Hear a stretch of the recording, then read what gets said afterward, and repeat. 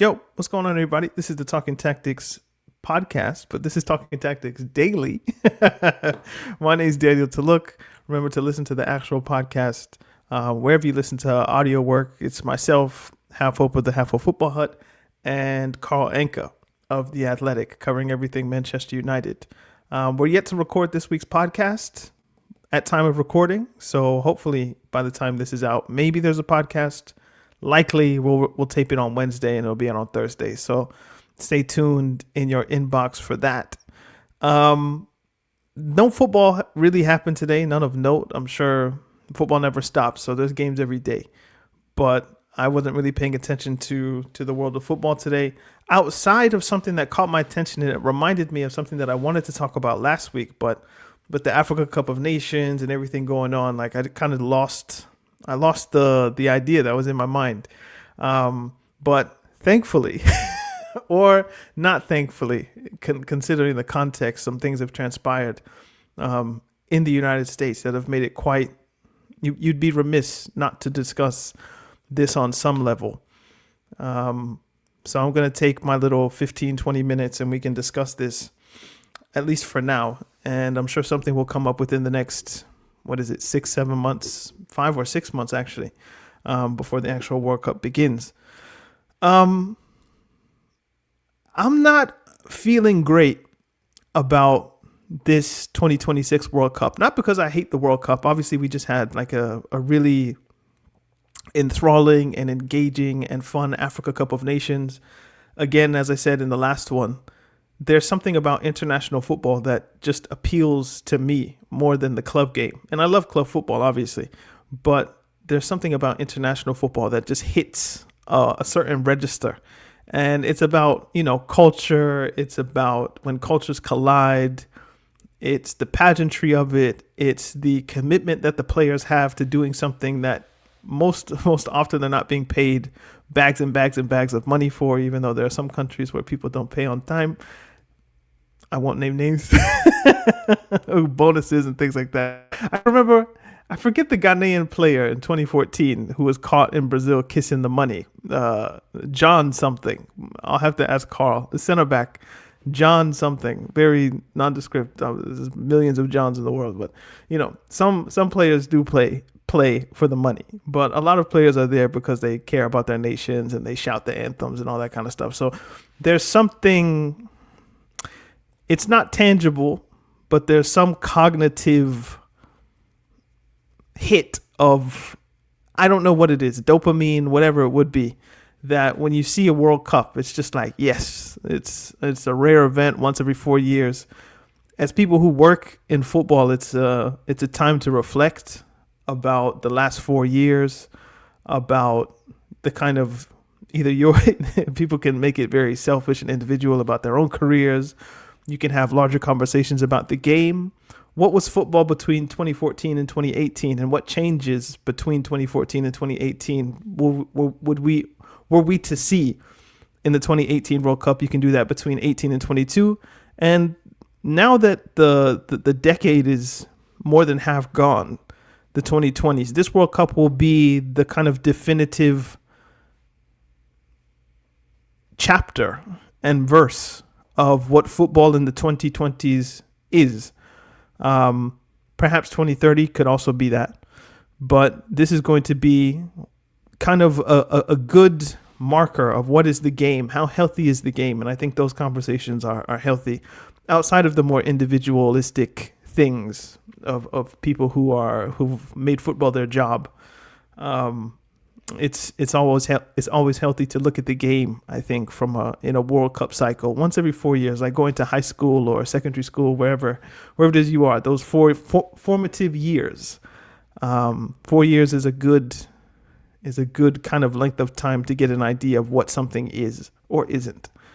And what shook me today was Sepp Blatter, who I have a picture of. Let's bring him up. Yes, he's old.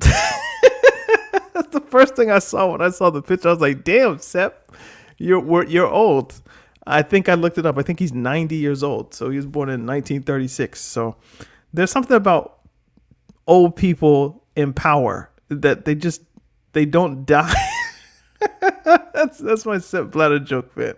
Is that the corruption was keeping him alive, but he came out. This is on top of I think before the Qatar World Cup or after the World Cup, he said that the Qatari World Cup was a mistake based on the human rights and all of that.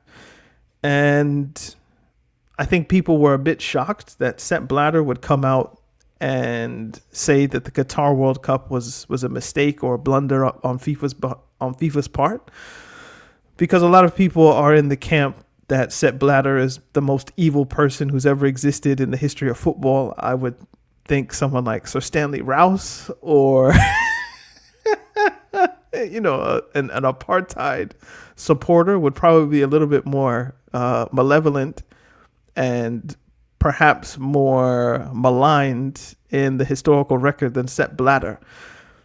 This is something that Have Hope and I on this podcast like to say, partly in jest, I must admit. There's a part of me that finds it funny to be contrary on this level, but I do, at my core, I definitely believe it. So it's one of those things where you get to be edgy and hot takey, but without lying to yourself, which I think is very important in this business.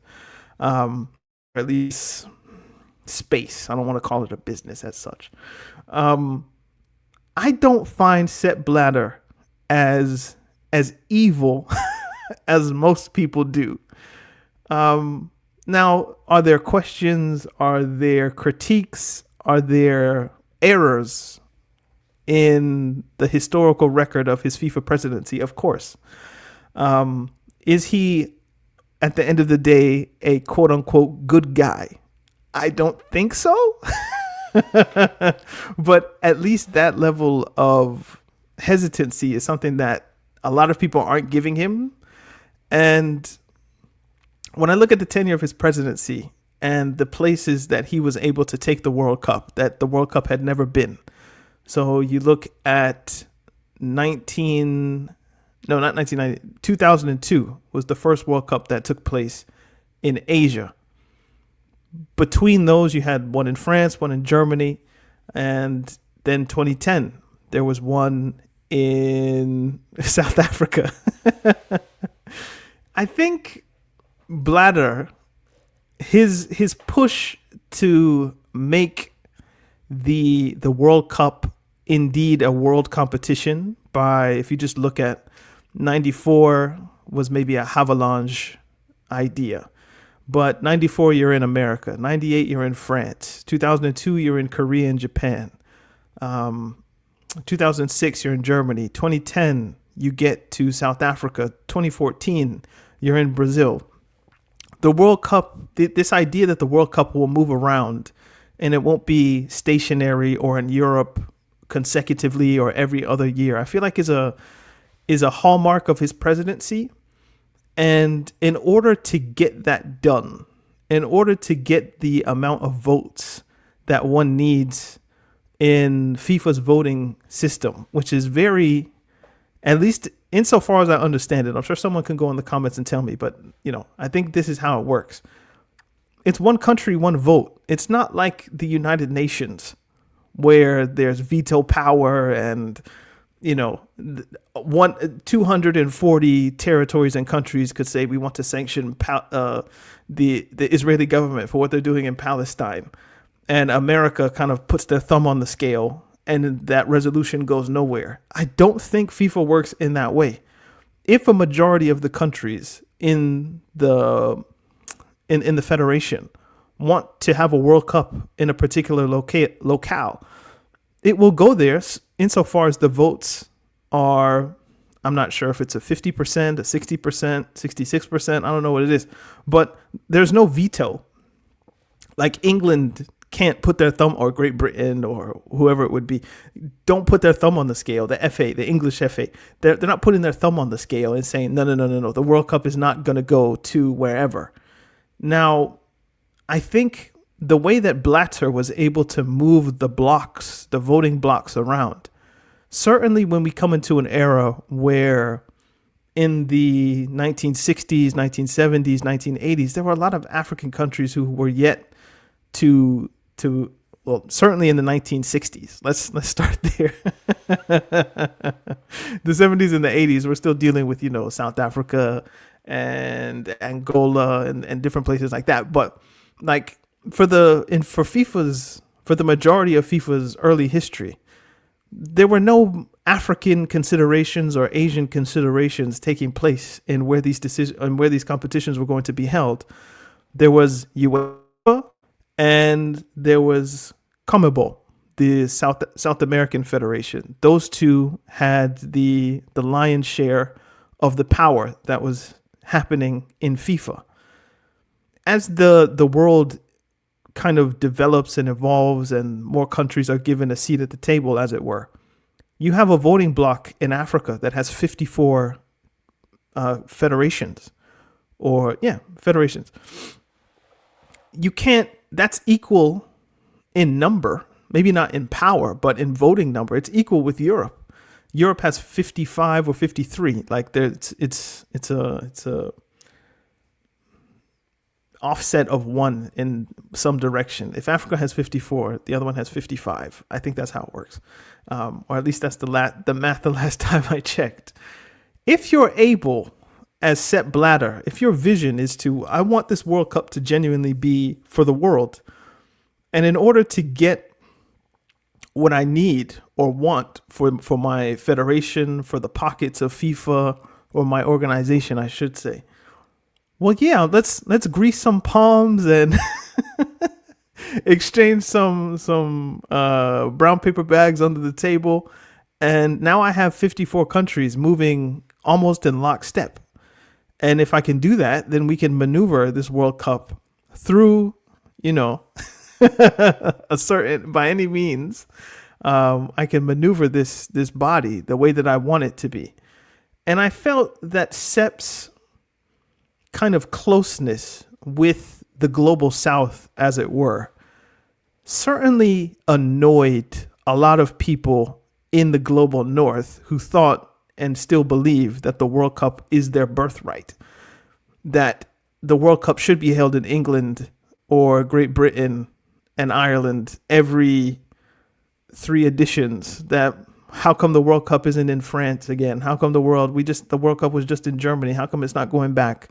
When's the next Italy World Cup? It was last there in 1990. Where's our World Cup?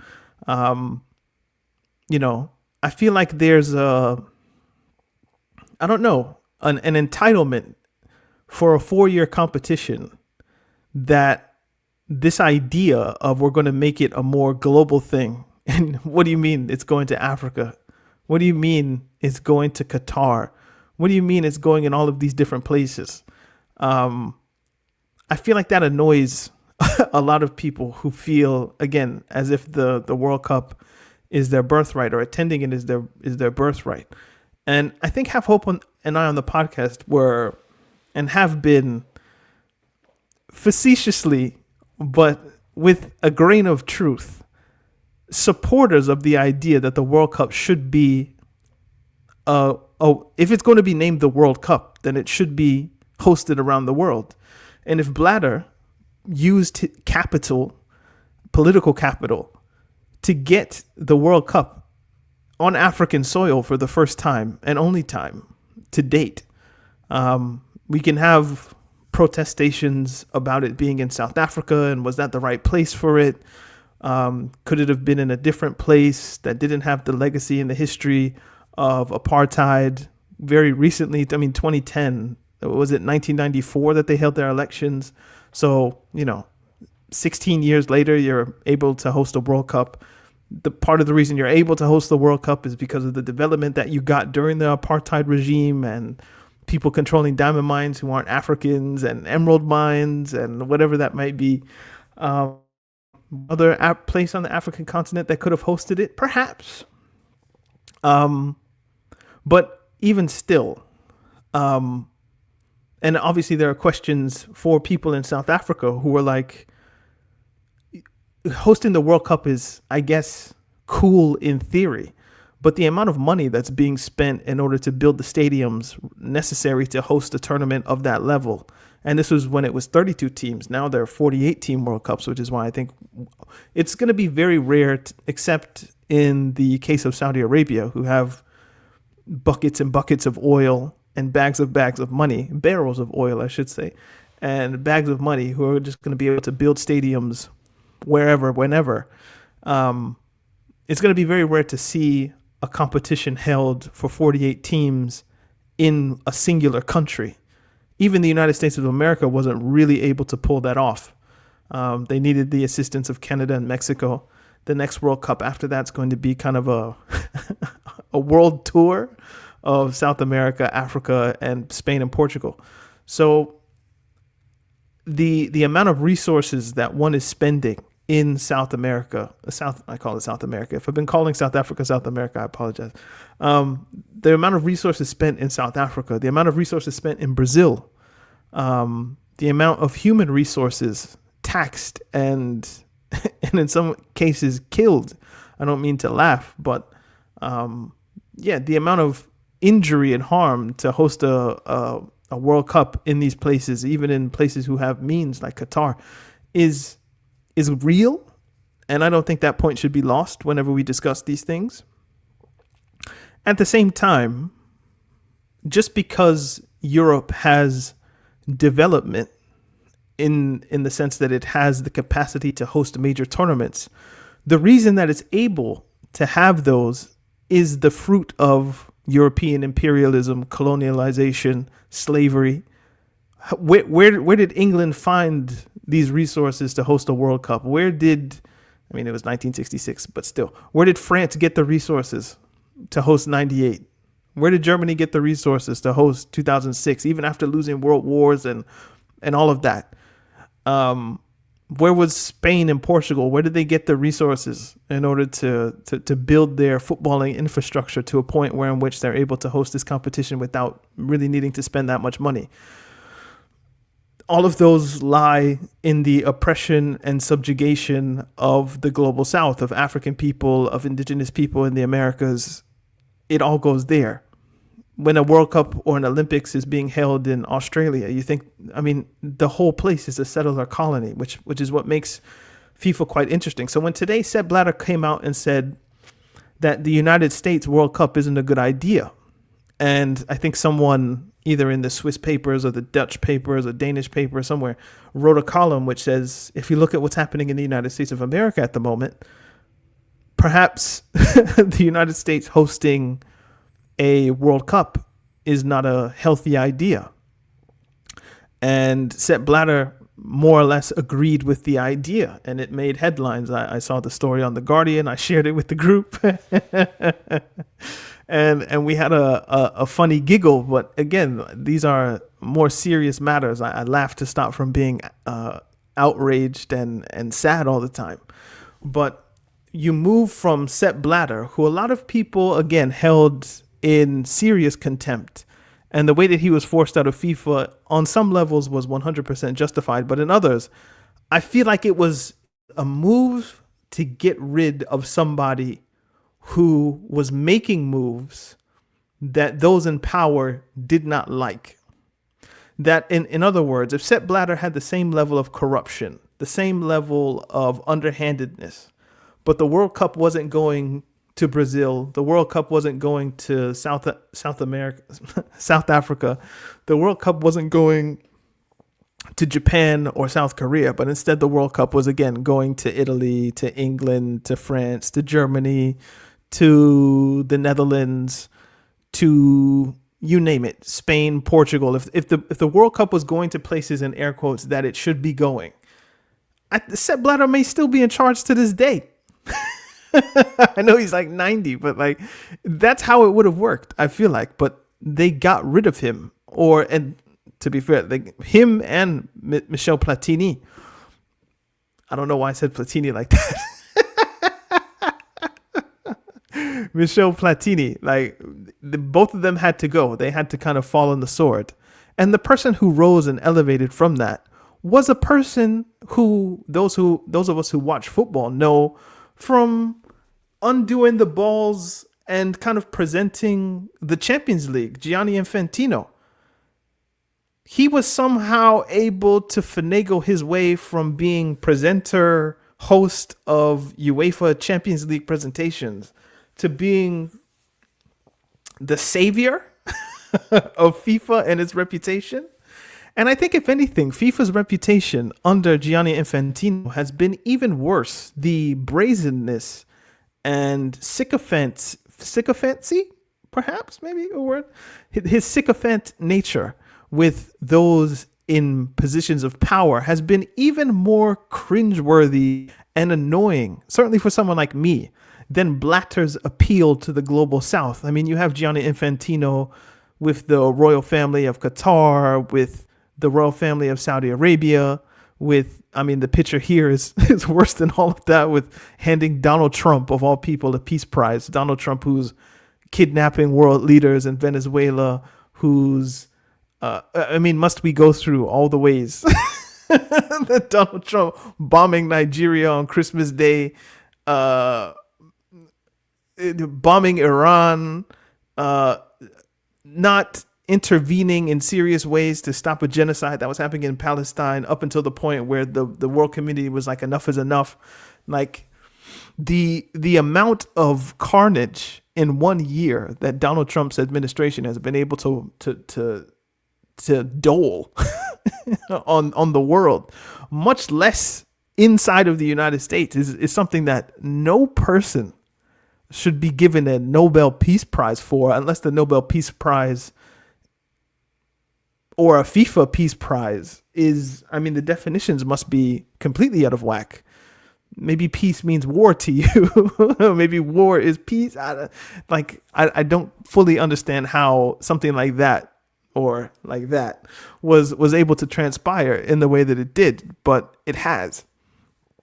And I tried to limit those kind of examples that I was giving to foreign affairs, to foreign policy, because in many ways, and this wouldn't have mattered, I don't think, if Donald Trump or Kamala Harris or Joe Biden was to retain the presidency. If any one of those three were still in office, this is something that I wrote about Qatar, because the hand-wringing for Qatar, certainly in Western circles, about their dealings with human rights, their kind of, how would you word it?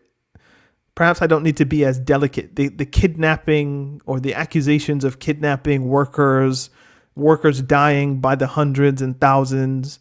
Obviously, the kind of campaign against people in the LGBTQ community were, I think, valid critiques, certainly, of, if you want to have a global competition, these are kind of global norms, or normal Western norms. And again, it's kind of this kind of not patronizing, but the parentage is the word I'm looking for, of how the West seems to think, if you don't behave by X, Y, Z, if you don't behave by these particular rules of Western decorum, then you're not deserving of these things that we've created. Even if we label it for the world, you're still not in our world as such. And some of the critiques of Qatari society, or the way that the tournament was held, I'm sure are valid on some level, and were valid on some level.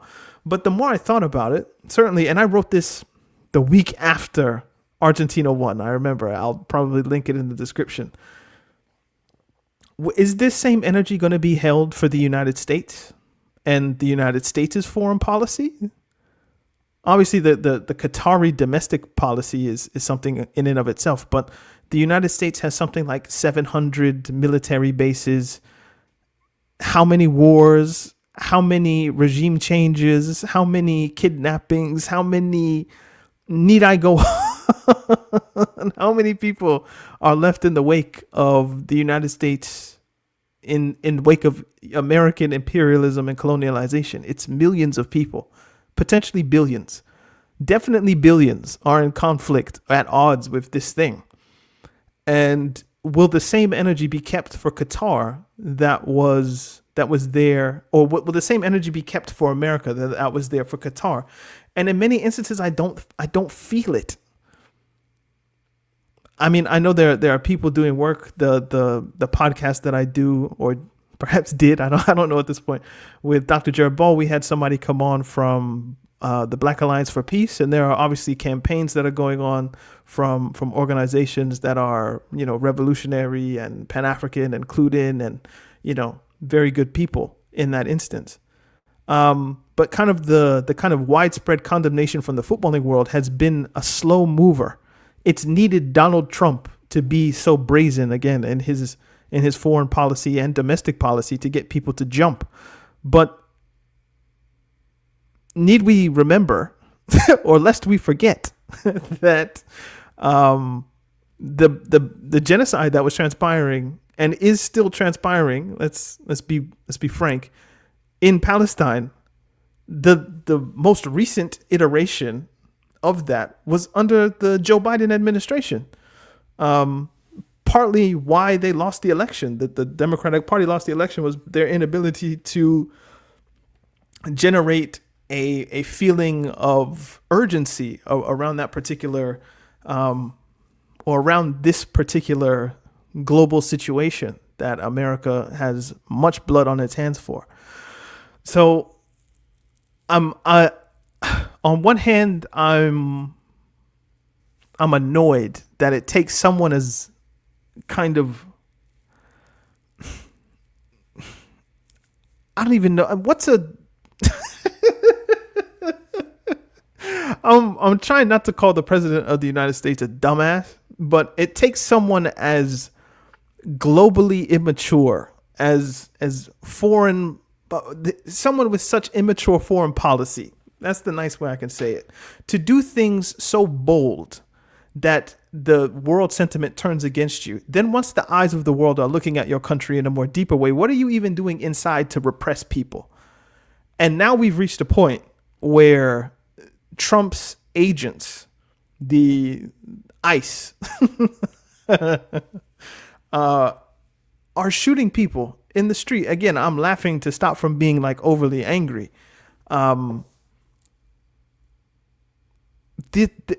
Two people have been shot in Minneapolis alone. I just butchered the pronunciation of Minneapolis. I did it again. Minneapolis. That's just it there. I believe there was someone who was killed in California in their own house. Like, ICE are out here killing people. And not that being an American citizen puts your life on a different level. I don't want that conflation to be made that, anybody, if you're not an American citizen, it doesn't matter. Of course not. That would be ridiculous to say. If ICE is killing anybody, any human being, even if any human being is being killed, harmed, harassed, unduly searched by not even people of the local jurisdiction, just some people who are traveling from other places to come be an imposing force, a kind of colonial army in that way, then it's wrong. But the idea is, even the people who these policies are there to nominally protect, people who are documented, who are citizens, who are otherwise law-abiding, being killed in the street for trying to stop you grabbing and snatching babies who are like 5 years old from their families. Like, the idea that it has reached this level of, actually, I was going to say it's incomprehensible, but it's fully comprehensible for this particular government.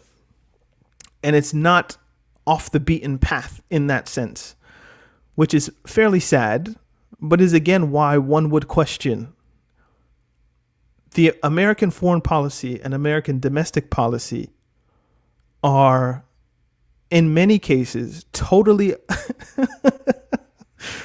opposed to the sanctity of humanity. And I find it's very annoying. It's very annoying when it takes someone being killed, it takes someone being, again, so brazen for people to realize this. Now, why this is important for the next few months or so is Minneapolis isn't hosting any World Cup games. But I wanted to know, and not that we should take, Google AI as the gospel. Should you take the gospel as the gospel is another question. I'm sorry. Um, Immigration and Customs Enforcement, ICE. The agents are going to be everywhere. So I saw yesterday that the American football championship, the Super Bowl, is going to be held in 2 weeks, in a fortnight. And they've already said that there are going to be ICE agents patrolling the Super Bowl. There have been ICE agents at Formula One events. There are ICE agents at qualification events for everything. So the idea that in cities like, as we read here, Miami, LA, Atlanta, Seattle, New York, New Jersey, Philly, Boston, Dallas, Houston, Kansas City, and San Francisco, the federal government is placing its own forces in the visage of ICE in jurisdictions who in many cases do not want the presence of ICE there, don't need them, but understand they're there as an occupying force. In some cases, I believe, and this is my own kind of jaded opinion, they're there on purpose, to start trouble on purpose. They're not there for the purpose of safety. They're there for the people to react adversely to them, which then gives the government even more of an impetus in its imagination of how this should work, to be even more brutal, to be even more repressive, to be even more violent with the people, just to prove that, uprising, to prove that organization, to prove that you guys standing up against what this regime is shaping itself to be. Resistance is futile. And that's the ultimate goal. It's not to protect Americans. If it was, then Americans wouldn't be dying in the street. It's not even there, I think, to catch so-called illegal immigrants. It's there to put fear into people. Full stop. Now, what becomes interesting in terms of the World Cup is you're inviting the world to your country with Canada and Mexico to major cities. And there are going to be people who are on travel visas, on whatever it may be, who aren't going to have the requisite levels of documentation that even an American citizen might have. And they're going to run into trouble. And what happens when, I don't know, there's a Uruguay Cape Verde game in Miami? if people from Uruguay and Cape Verde can even get into the country, which is its own issue, what will the atmosphere of this World Cup look like? What will the vibe of this World Cup be? It's feeling a lot like the one in Argentina, I believe, in 1978. Is that the one where it was held in a dictatorship or a junta, as they like to say, in Argentina? Like, will the goalposts be black, I wonder? Or will they be black on the goalposts? Things like that. It's a very nasty situation that FIFA have found themselves. But again, this is something that Infantino is happy to aid and abet. And as thinking people, as conscious people, I think we should be aware, certainly if you're outside the United States, perhaps Canada and Mexico are better options. So maybe look at Toronto, look at Vancouver, look at Mexico City. I guess we can see how New York and New Jersey are going to handle it with the new mayor and all of that. But as we're leading up to this World Cup, again, I think the footballers and those who play will perhaps be fine.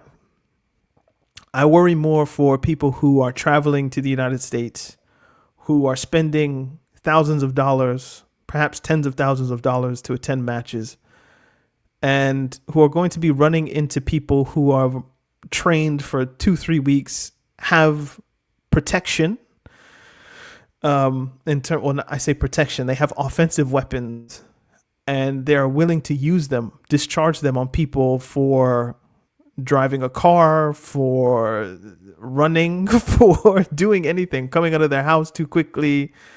The ways in which people are being killed by these particular agents, or agents is even too nice, are just, it's very heartbreaking. And it's, again, just very annoying, even if predictable. And yeah, I would urge caution unless there's money for it in you, unless, unless you're being paid to come, is what I mean to say. Perhaps save your money and stay out. You know, don't risk it too much. Because, you know, those, it's, I mean, I don't want to be, I mean, it's too late not to be alarmist.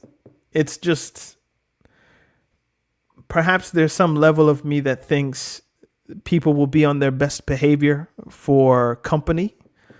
But I can't say that, and I would never say that. So yeah, I'm at a loss here. This is where it's good to have somebody to tell you when to shut up. So I'll be that for myself. This has been Talking Tactics Daily. Oh, you know what? I'll tag this on. Because I was thinking about this earlier, and I was like, I don't know. We'll discuss this more on the actual podcast. You know what? I'll just leave the question, and maybe you can answer it, because I do have an answer. But if I try to answer it, it's going to be another 30 minutes, and it's very interesting. I think it's an interesting question anyway. What should the role of the athlete be in moments in a society where authoritarianism, fascism, and just kind of a despotism is there? In a nominally, again, you're free to speak, freedom of speech, freedom of assembly, freedom of the press, all of that. What should the role of the athlete be? If you look at a lot of the NBA players, a lot of them don't really have a great concept of what's happening because they've been purposely sequestered through money, through sponsorships, through whatever it is, from being with the people on a serious basis. If you look to the 60s and the 70s and Muhammad Ali and, you know, Kareem Abdul-Jabbar, of course they were rich, but they weren't making so much money to where they were disconnected fully from kind of the everyman and every woman, the proletariat. I was like, what's that P word? Yes, they weren't fully disconnected, even if elevated and privileged.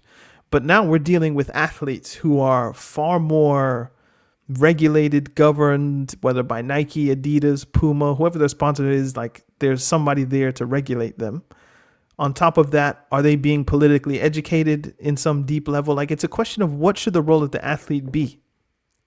Should the role of athletes in other countries be to criticize the United States and say we don't want to go? Should that be the role of the federal or the football associations? What will the United States men's national team look like? If you're someone like Pulisic or someone like that, are you cool with what's going on? Like, is this the kind of country you want to live in? I'm sure for a lot of those players, the answer is yes. I voted for this.